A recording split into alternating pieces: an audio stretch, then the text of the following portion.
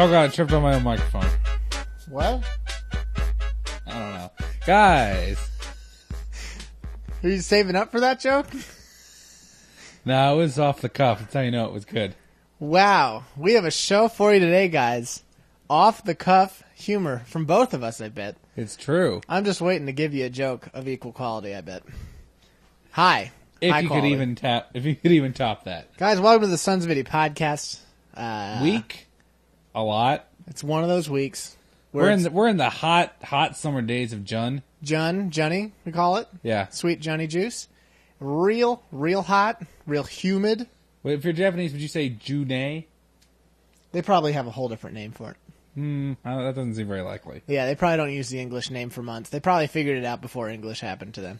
I'm not sure if that's true or not. Regardless. I don't know enough about Japanese to dispute it, though, so you're probably right. Guys, it's Tom C. over here. it's D-Marks over here. We're and Sons of as Tom Idiot. said, we got a show for you. Whoa, what a because show you're we listening have. to it right now. So You're already listening to it. We're glad to have you. it's true. Guys, It's true. A lot of stuff's happened. a lot of stuff has happened to us personally. I wasn't talking about personal. I was hit by a comet. Really? What was it, Hale Bop? Is that one coming around yet? No, I think we still have a few hundred years on that one. Haley's Comet? No, Haley's Comet's one that come out. Hale Bop, I think we have another probably decade. Well, I'm going to get hit by that. Wow. I just know it. This week I've been dealing with that. Did you that. ironically figure that out by looking at comets and studying them? Actually, astrologically? yes. That's the weird part. Weird. Ironically, that's how you predict the future. Not only, guys... Through the comet that's going to hit you. Yeah, not only was I really interested in astronomy this week... Astrology? Astrologically, I found out... Astrology is that's not really science. My own death through being hit by a comet, and I've been dealing with that this whole week, and it's been hard to overcome these emotions of imminent death in however long the meteor is. I didn't look up that. I also call them meteors still. You know what else are hard? What? Comets. That's why it's probably going to hurt. Yeah, they're made of a lot of stuff. Yeah. Well, first of all, here's what a lot of people don't know. They're made of whatever junk we throw into space at a really high velocity. Yeah, that's the first thing I learned on Wikipedia. Now, here's what I saw and read, so it must be true. Comets are kind of like the floating plastic bags of the universe. Well, some of them are actually just the bags. Right, yeah. Well, that's... Because you don't know where they're also balloons that kids drop. Do you drop balloons normally? I don't know what word to use there. They're not holding on to it, Released? I'll tell you that. Released, but they're not doing it on purpose. Released back into the wild? How do you accidentally have something fly off? What's the word for that? That's probably a German word for it. 9-9 Luftballons? Yeah, they had it's not a song. It's not a word. It's a whole song. Yeah. They were way ahead of it. We don't have anything like that. Anyway, I've been getting over that. That's good. That's good. The only way I know how, which was reading about You know what I've been E3. doing, Tom? What have you been doing? I started and actually finished a comet destroying mechanism, but I ended up scrapping it. I just don't see a use for it. I don't really see a use for it either. I feel like it was a huge waste of my time. Maybe my view is shortened because I know I'm going to be killed by a comet soon. So maybe I'm not looking far enough ahead for your comet destroying machine. Yeah, but I think I just don't even know. I don't see. Just right off the bat, it doesn't sound who's worried about comets anyway? Not me. I know I'm going to get hit by it. Yeah, then there's nothing you can do to change that. Well, the thing is, I'm not telling you, is that I know the machine you're going to miss it when you shoot your machine. Who's going to shoot it? I know what it's going to be. I studied astronomy. Astrology. I studied both of them. Okay, one's an actual science involving physics and stuff. I also did one of them is a bunch phrenology, okay. the zodiac, okay, numerology, okay. All the major sciences I got. That's how I know all these things. What did you learn about phrenology? Something to do with the brain. Okay, good. There's numbers in there. Zones of the brain. Yeah. See, guys, I'm not as stupid as I look. I studied these things. That's why I know a basic definition of them. That's good. Comes from minutes of practice. A lot of people. I actually think I saw one picture about it. Wow. Which is a lot more That's more pictures than blind people see in their whole lives sometimes. That's true. Well, I'm sure they have pictures in their brain. And I hope to describe pictures That's a good question. If you're blind from birth, can you imagine something? We've all had these questions before. Is that mean to ask? If you're blind, how do you know when you have stuff on your face?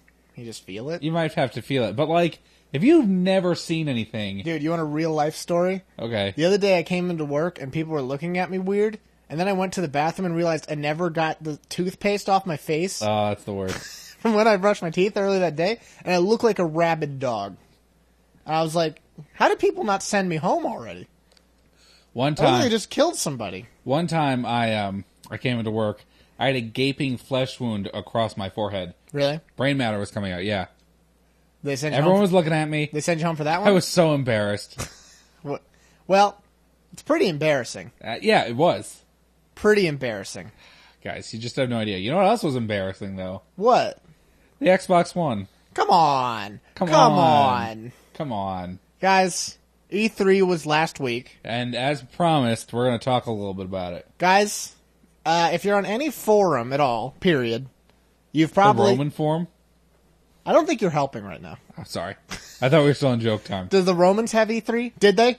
They probably had the letter E and the number 3, yes. I'm not sure they had either of those. They definitely had 3.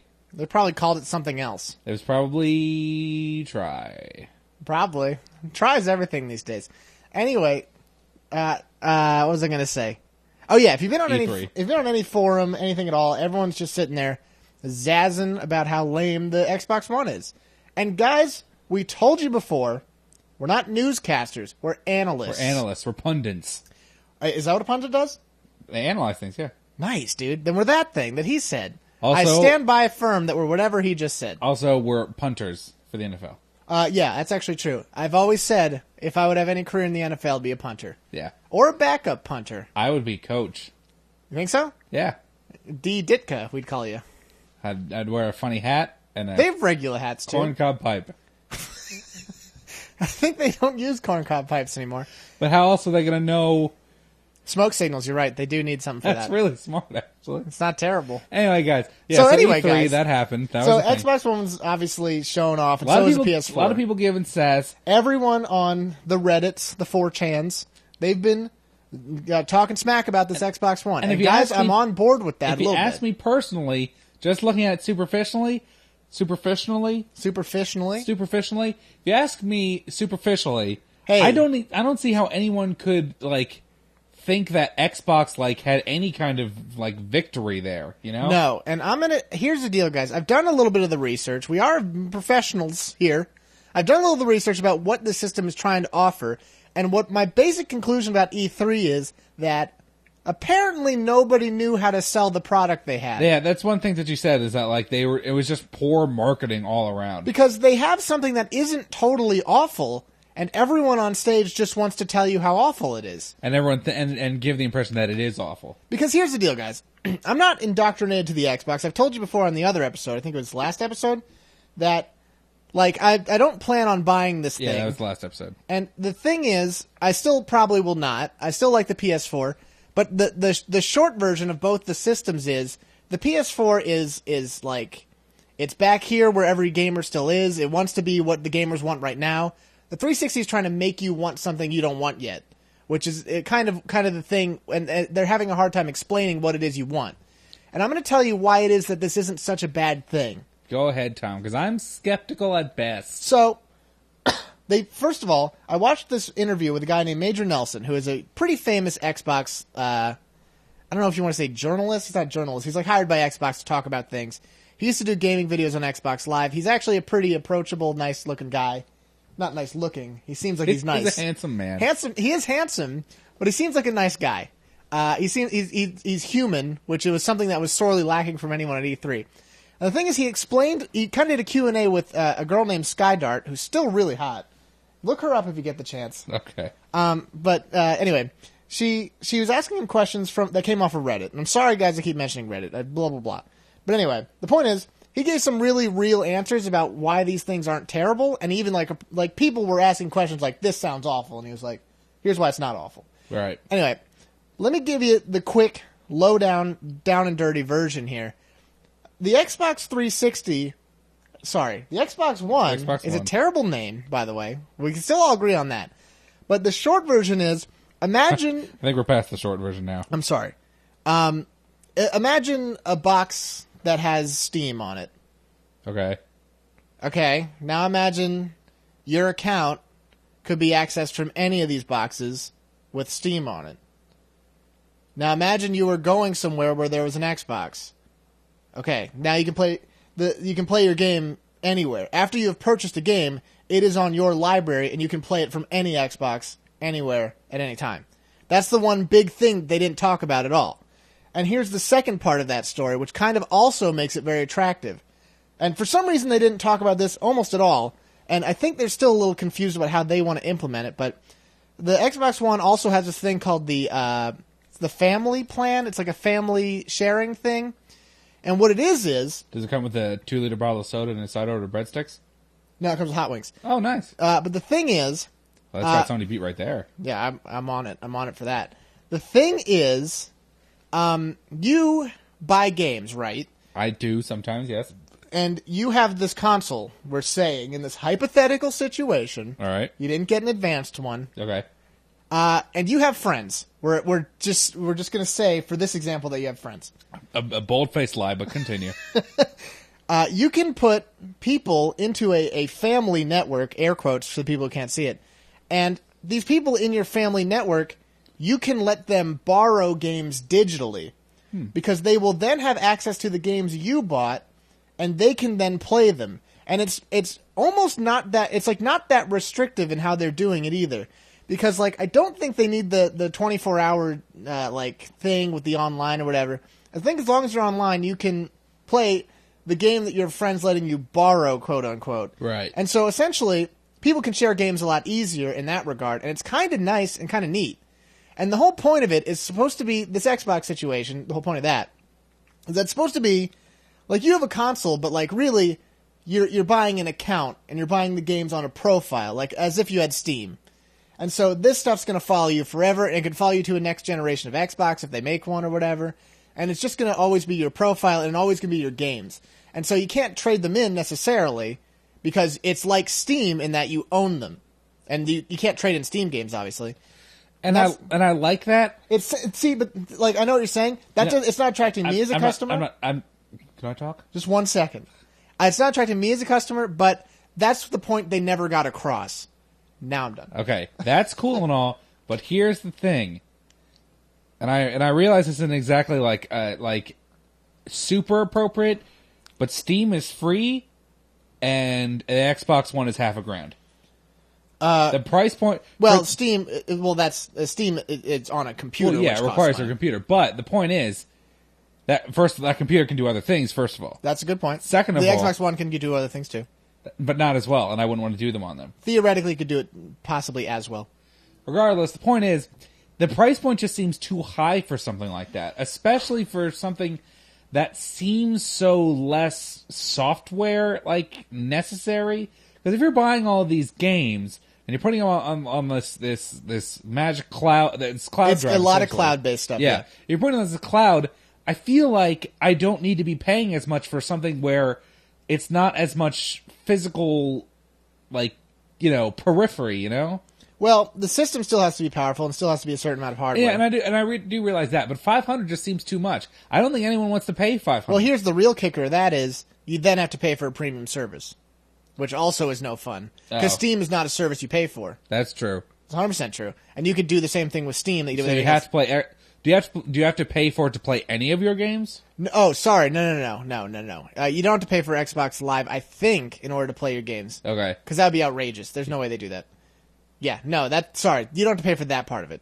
No. But if you want to share games, you'd have to pay for it. Probably. Yeah. I would assume that you probably because there's always been this paywall for Xbox 360 to get to any kind of more secondary premium content. any kind of secondary thing. I would assume that they would try and make some money and that way. And you said something before about it being easier to let people borrow games. That's not easier. Me paying a service to let other people borrow games does not make it easier for me to let people borrow games. I think they're assuming that you're paying it already for other services. Yeah. And in that regard, if you were doing that, this is not the product for you anyway because you're never a customer for these things. But the people who already do that, let's say, but I like the idea more that it's explained because you're right. These were not ideas that were ever nobody talked explained. about it. Like it's so stupidly simple now that I've explained it because that's what Major Nelson talked about. He's like, here's why this isn't garbage, and for some reason nobody said it, and everyone's like, oh. Yeah, it sounds cool. It's definitely, like, I could definitely see... It definitely does seem like they're trying to get a lot more, a wider audience. Yeah, like the thing is, there's people who are going to buy this Xbox, and for them, they're going to get a service that's superior from what they're getting already with this Xbox. Yeah. That's the short version. It doesn't attract me because I'm not going to be like, I'm going to get this so I can share my games with Timmy down the road. I don't care. I don't care about that at all. Well, and you hate Timmy down the road. Timmy can suck it. All right, kids. We're not going to get into that. The point is, it doesn't attract me. He's wagging his eye right in your face. He's got that one lazy eye, and it's always. I meant I in the name because you have an O because you're Tom and he's Tim. He's also got a lazy eye. Well, yeah, but it's not okay to make fun of people for that. Well, he knew what this was. He's also a douche. He started it. Yeah, he did start it. But the point is, it's a cool thing and it's neat. But I think a lot of gamers don't know they want this yet, or they know they don't want it yet. I know I don't want it. I don't want it. It's too high of a price for services I'm not going to use. I mean, these things will all go down eventually, and maybe I'll pick one up eventually. But it's not something I care about right now. Specifically because I've totally left the console multiplayer market, because now I do any multiplayer on the computer. Yeah.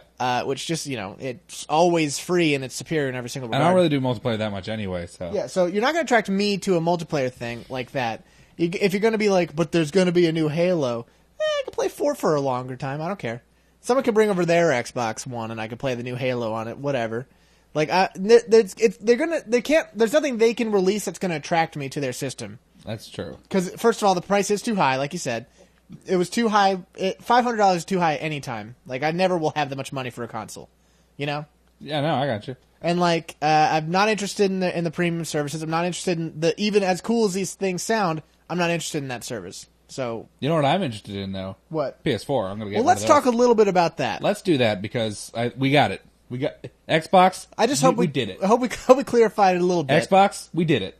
Well, we might come back slightly. PS4. Now it's PS4 time. Hitting the PS4 button. We might say beep, PS. beep, we might beep, say beep, Xbox One at least one beep, more time. Beep beep. All right. So here's the deal. I love the PS4. I like all the things that's got going on, and everything's great. Pretty much, it's the most attractive option for me. Here's the thing: I'm probably not going to adopt either one right off the bat. I didn't think you were, and we've talked about this. Mostly because you don't have to, because you're going to be able to play any current gen games on your computer. Super beefy computer. Yeah, without any problems. I'm a bit of a Sony fanboy. I don't like throwing that word around, but 9 times out of 10, I generally prefer a Sony product to a Microsoft product. Because who usually gets Metal Gear Solids? That's true, except for this time where they're removing exclusivity for whatever reason. I know, but you still can't play 4 on anything else. That's true. Still makes me... Until they change that. Which I'm sure they'll probably release it for Xbox One. God, I want to play Metal Gear Solid 4 so bad again. I mean, I can let you borrow my thing. Well, maybe. Regardless, here's the deal about PS4. First of all, it's $400, which is expensive but legit. I can find money for that. Yeah, that's fine. For some reason, it really does make a difference there, guys. Games can be bought, used, and shared infinite times. You can, like, the same way it works now. Yeah, so there's no DRM, there's not anything like that. There's no confusion with, like, this family plan or anything. You just buy a game. It's the exact same system it's working on now. Yeah. It's not going to look at you while you sleep. That's a big point. There's no Kinect garbage. I don't even think Move still exists anymore, which is the right choice. They have, like, a camera thing, but I think that's only for, like, the social media aspect that they're trying to go for. Well, that's going to watch you while you're doing it. But I don't think that's always online. I don't think people understand. I want to play my games naked. Yeah. I want to show my butt to the TV whenever I do anything. Yeah. And I can't do that with a camera. It's just not the No, confident. it's not. It doesn't make me feel good. I don't want the NSA to see my balls. They are implementing a new PS Plus, PlayStation Plus, which is something they had in this current gen. Yeah. But now, if you want to play online, it's a mandatory service. Although it's only supposed to be $5 a month, which is a rude joke compared to how much. I don't know about that. How much would that make yearly?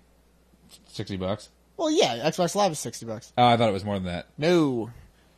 Yeah, it's regardless. You don't have to get it for like Netflix or like stuff like that. Yeah, so, it's not behind most of the PS services are not behind paywall, and they've made it clear many times that's the case. Yeah, well, it's just one of the reasons why I always liked PlayStation from the last. I feel like I was treated very well in the last generation. We all knew they were going to have to charge for a network eventually. Just running servers and running an online service is expensive. I'm surprised they couldn't do it in PS3. Yeah, but I can still access Netflix, which is like half the reason I use my PS4. Yeah. And as long as I can get that for free, I'm happy. Yeah. What I was going to say was I felt like I was treated really well by this current generation. I feel like the PS3 was a very solid all around console. I know a lot of people have a lot of complaints about like lack of exclusivity and stuff, but I think the hardware was excellent. The games it had was good. I don't think there was any problem. Yeah, you never had a problem with it. Most people at Xboxes had red rings. I was lucky, knock on wood. Yeah. A lot of people had a lot of problems. There are. And guys, I did have both. I owned both. I have never owned both. I always did like the PS3. I still always enjoyed my 360. I've never had the problems that everyone else has had. You've been really blessed about that. I don't know how I do it. I think a lot of people like play their Xboxes while punching it or something. I think they do it upside down in a sandstorm. First of all, I've never played it on the side. I can't believe people play their system. People put PlayStation 4s like that or PlayStation 3s. Yeah, I'm like, what are you talking about? They're not just don't People put them on the put PlayStation 2s like that, and I'm like, it doesn't even stay in. The disc will fall out. Well, the thing is, you can actually rotate the PlayStation logo because it was actually made to go that way too. If you can, but that's the Slim. Okay, no, on the regular one you could. Well, whatever. Regardless, I don't think I'm going to adopt either of them right away. But the PS4 is definitely the most attractive option. You got time to wait, guys. We're still really thinking about getting a Wii U because there's a lot there. Guys, the Wii U has become a lot more attractive to a lot of people, with it selling pretty hard in the last week. Just because a lot of people have decided that a lot of people were waiting to see what happened at E3, and a lot of people were not impressed. And what can you do? I mean, I would say I'm not impressed. Like, I'm not really wowed. Like, I think we're too old to be wowed by this. Well, here's anymore. the thing.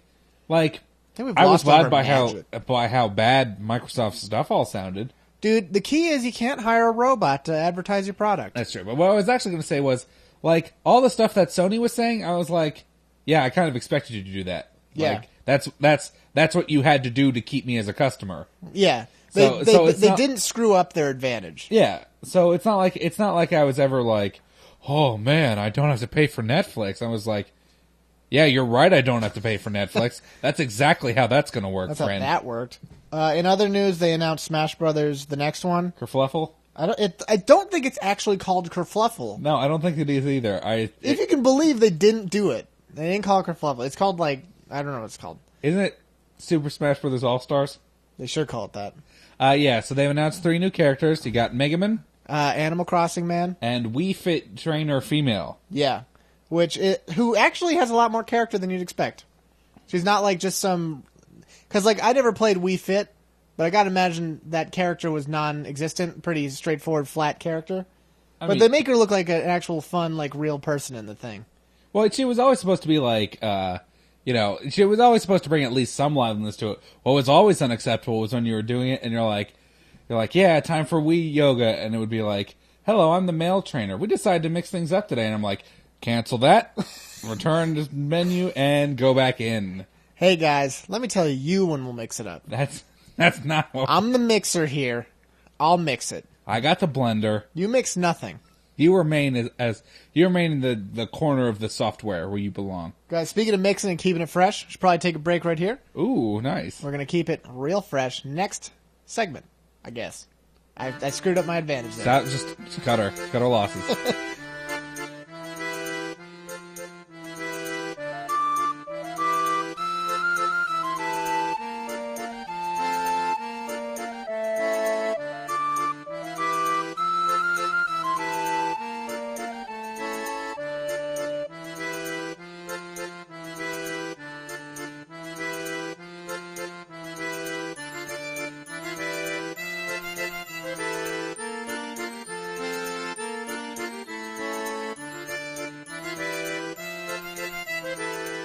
Hello there, ladies and gentlemen.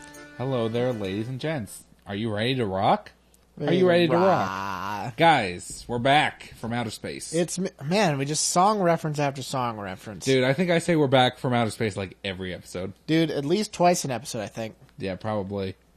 Just going to replace you with from outer space. I'm just going to replace you with Aretha Franklin. Is that Tina Turner? No, but it wasn't Donna. I don't think it was Donna. We could just name the big three there, like we just did. Guys, we're experts. What song is that? Hold on. So I Will Survive. That's not Aretha Franklin, right? Did she do that? I don't think she did that. I think it actually probably is Tina Turner. Hold on, I'm gonna look that up. This is very important to me. Yeah, guys, this is. Yeah, Cake did a cover of that, and I was like, why? No, I hate that cover, dude. Here's Gloria Gaynor. Yeah, I knew it wasn't. Whoa! I knew it wasn't Donna Summer. That's something else. No, the Cake cover's awful. I don't know what they were thinking. Right? Sorry, Cake. I don't even like their cover of War Pigs. No, what I don't understand. There's some kind of market for people singing songs monotonously, dude. No, because first of all, I like some Cake songs. Don't get me wrong, guys. Yeah, but there's always this. Here's my cover that's kind of quirky because I'm just talking the words in a monotonous way. You're like, oh, hold on. Here's the cover of Rock the Casbah. No, you know how much I hate Rock the Casbah. It's not the case. It's not the case with Cake, but you know how much I hate bands that are only famous because they did a cover of a song, like Alien Ant Farm. Yeah, like that, yes. Like that people who did that Mrs. Robinson cover, which is terrible, and I hate. That song does suck a lot of balls. That's terrible. It's not a good song. Yeah, this band got some airplay. I'm trying to think of some other examples. Alien Ant Farm's a great example. They had some other good songs, but they're known for Smooth Criminal, which was an okay cover as far as I'm concerned. Yeah, it wasn't terrible, but I didn't like that song much to begin with. Yeah. Also, the guy looks like a doofus. A doofus. I don't know if you've ever seen that guy. Anyway, guys, Sons of Music podcast. Well, I could have gone on for this all day. It's too late. I've already cut us off. Well, you've had too much. You got to drive home. Too much music for you. Well, that's really a shame. We could do a podcast about music. We could. Remember that time we talked about bands? That was a good show. I don't think I ever listened to it again. Neat. Anyway, guys. Tom C. and I, we're going to go back to a classic segment. What? Known to some people as, what are we playing right now? What? Right? We are? We're digging that up. I didn't know that. I know, it's spooky, right? Tom C., what are you Don't you know playing? how long it takes me to write what I'm going to say for these segments? Your Pulitzer Prize. I've won many Pulitzers. You've won many Pulitzer Not prizes. As prestigious as the Pulitzers. But in many ways more prestigious. That's true. You've won many very real ways. Yeah, you've won many of those prizes that are great because of your ability to write, but also you've won them for your ability to just say things off the cuff. Yeah, I'm off the cuff link. Get rid of those cuffs, friend. Tear them off. So, guys, that's where your comedy is. Yeah, if you've seen the channel, the YouTube channel, you know we've been doing these teach me how to play things recently, which I like a lot. Actually, it's not a bad idea. I feel like it's straightforward, but it's mostly just been because guys, if there's anything that you want us to teach you how to play, let us know that we know how to play and that we have. Because here's the deal, it doesn't make sense if we just are like, I don't know how to play this, let's figure this out. Oh, we could totally do one of those for Guilty Gear. I don't know. I think it'd be too fast-paced. We should totally do them for Age of Empires. That's true. We'd be like, how to play expert level Age of Empires 3. But it'd be so legit to do one for Guilty Gear. Because a lot of stuff that people don't really know about that game. I don't know, dude. Maybe. I think we could do it. Regardless, that's guys, neither here nor there. So, the other week, Mr. D. Marks told me how to... I don't like calling you Mr. I'm going to call you something else. Just D. Marks. Mistress? I can't give you any respect at all. Just D. Marks. What about silly man? Cartoon silly man, D. Marks. Thank you. Taught me, personally, how to play Civilization 5. That's true. I sat you down on my knee. Nope, didn't happen that way. Well, my knee is what I call your couch. Okay, I didn't know that. Can we not name my things? So anyway, I mean, I labeled it. Yeah, I'm going to probably get to removing that. Oh, okay. You have to brand it, though. And I stitched my name in. All right, see... This is what I'm worried is you're getting too familiar with my possessions here. Guys, so I played a whole round of Civ 5, which I enjoyed greatly. I don't know how much variation that game will have. You don't know how much replay value it has, and you're kind of right. There's different types of wins you could have, and there's different difficulties. There's a lot of stuff you could do, but I feel like everyone's going to be kind of the same. I think it's a good, kind of, annual game. Maybe, I think you play it you're like, oh, I haven't played Civ 5 in a few months. I could do another run of that. But the thing and that way it'd be fresh. You try someone new. It's a little different, but it's still the same. So you're not You don't have to learn everything all over again. Because I feel like it is such a pick up and play kind of game that you just kind of get that. Yeah, it's pick up and play grand strategy essentially. Yeah, and dude, remember that sweet mod though that they made for it, where for 4, where it was like in space. Yeah, that was a really great mod. Yeah, that was like surprisingly good. But anyway, this week we did Mountain Blade Warband, and because I played it for 1 second, I have now become addicted to it again. And I'm really gonna. Next time it goes on sale, guys, I'm gonna give it. I'm telling you, you're gonna love it. And you're gonna hear about it when he loves it, guys. When he loves it, I'm gonna be like, oh, he's gonna be like, it's good, not great. But anyway, so the thing is, I've been playing that. I've been enjoying a run. Game's really great. I'm enjoying it a lot. What have you been playing? Well, Tom, I've been getting back into a little bit of the old Age of Empires 3 because I had let my skills in that slide just a touch. Learning some new civs, trying out a new civ or two, seeing how they go. Don't tip your hand too much. I know, right? But seeing how they look on paper and on the screen, right on the B screen. But also, guys, also the S screen. I played yesterday for the first time. What? A little game called Monaco. Okay, I've heard of this. Is a indie. It's a overhead heist game. Which, I don't know what the term heist game means here. So I don't know either, because I'm not sure how else I would describe it. Can you name other games that are heist games? Okay, don't list the heist, because that'd be too obvious. here's what a friend of mine put it as, and he's kind of right. It's kind of like Criminal Pac-Man. That I can get into. So, guys, the idea actually makes a lot of sense now you say it. The idea behind Monaco is that the story mode that takes place within the game, it's the pickpocket and the locksmith, I think, and they're being interrogated by the police, and they're recounting the events of how this group of criminals escaped from a Monaco jail. Monacoan? Monacean? Monacoese.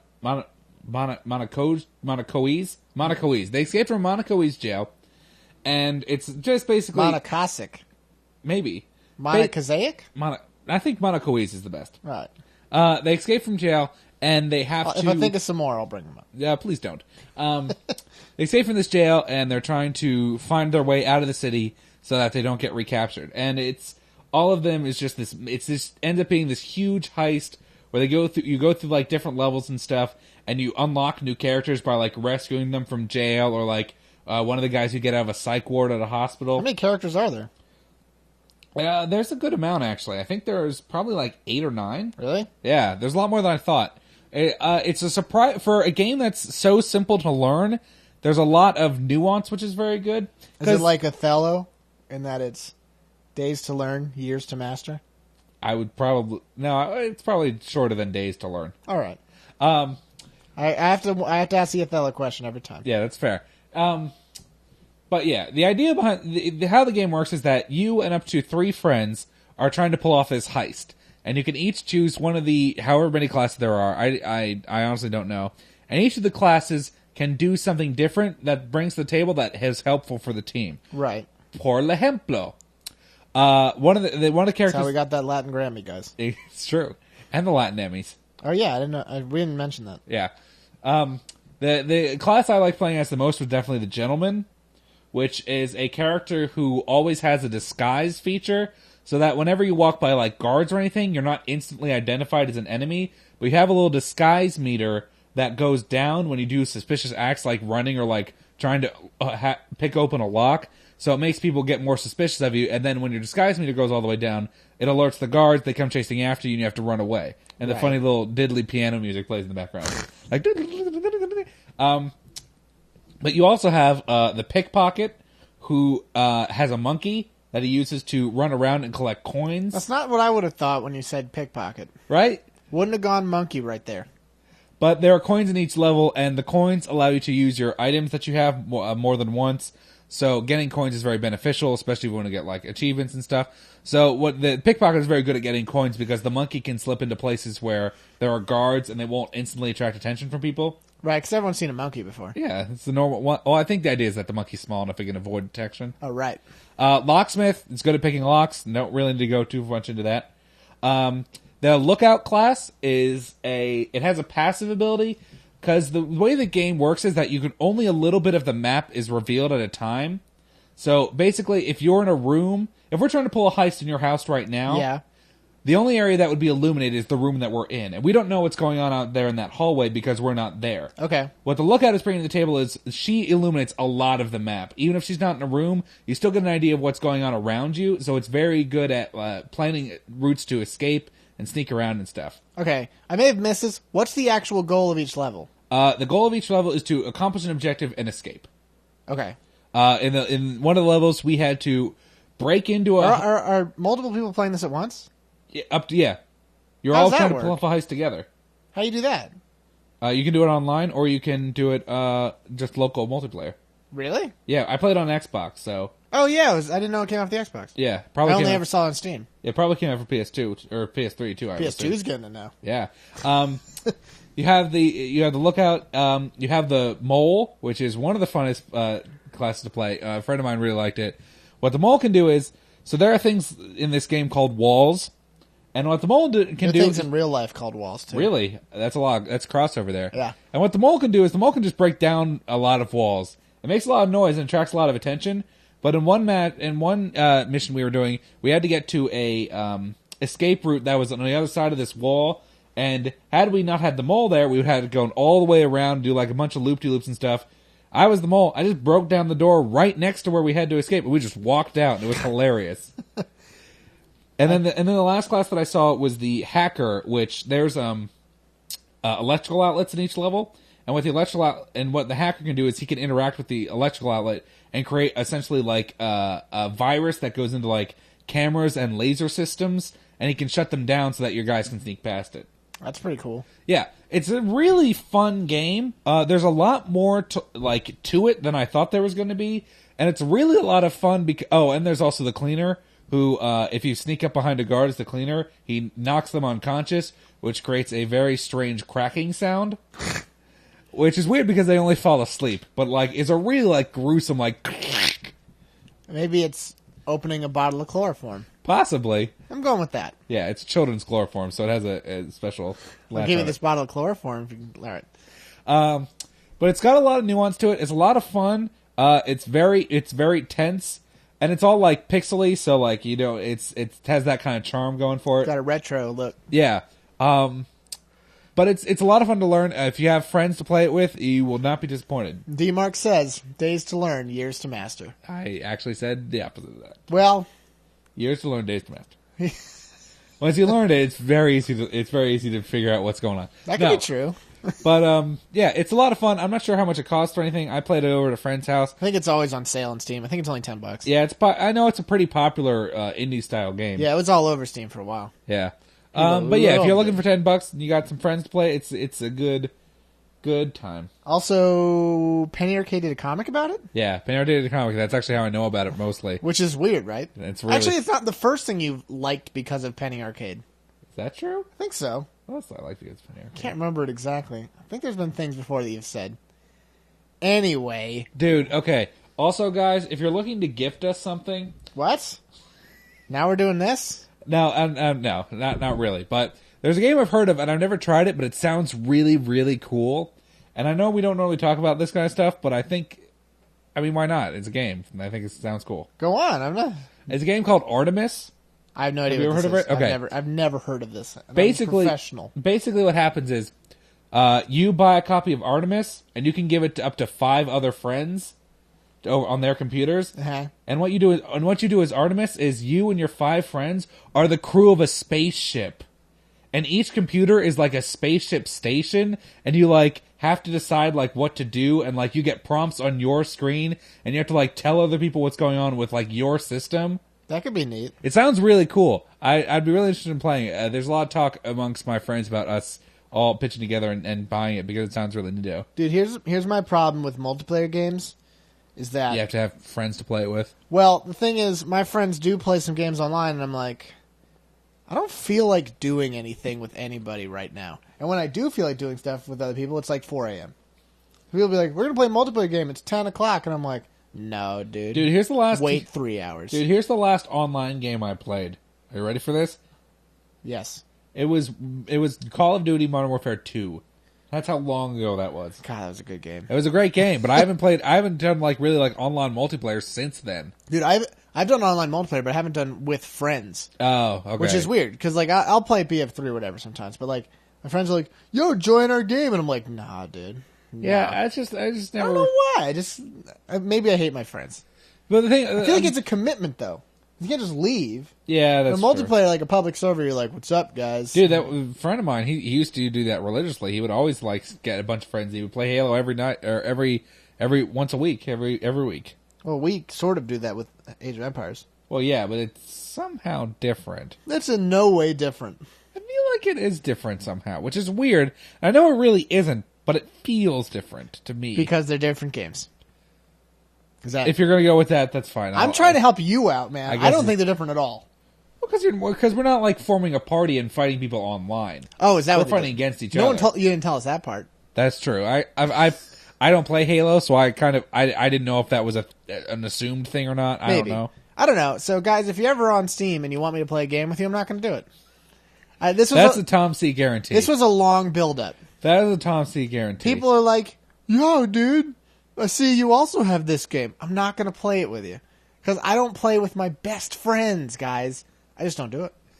No, that's very true. Does it make me a bad person? No, it makes me busy, theoretically. You're a busy person. Because you know what you're doing?